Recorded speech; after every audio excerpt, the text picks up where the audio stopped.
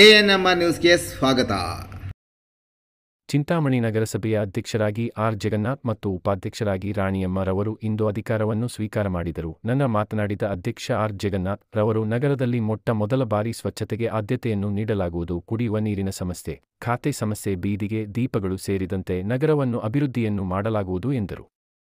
ಜಿಲ್ಲಾ ಉಸ್ತುವಾರಿ ಸಚಿವರು ಹಾಗೂ ಈ ಕ್ಷೇತ್ರದ ಶಾಸಕರಾದ ಡಾಕ್ಟರ್ ಎಂಸಿ ಸುಧಾಕರ್ ರವರ ಮಾರ್ಗದರ್ಶನದಲ್ಲಿ ನಗರವನ್ನು ಅಭಿವೃದ್ಧಿ ಮಾಡುತ್ತೇನೆ ಎಂದರು.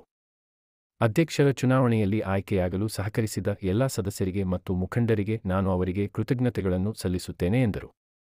ಈ ಸಂದರ್ಭದಲ್ಲಿ ನಗರಸಭೆಯ ಸದಸ್ಯರು, ಮಾಜಿ ಜಿಲ್ಲಾ ಪಂಚಾಯಿತಿ ಸದಸ್ಯರು ಹಾಗೂ ತಾಲೂಕಿನ ಹಲವಾರು ಮುಖಂಡರು, ಕಾಂಗ್ರೆಸ್ ಕಾರ್ಯಕರ್ತರು ಉಪಸ್ಥಿತರಿದ್ದರು.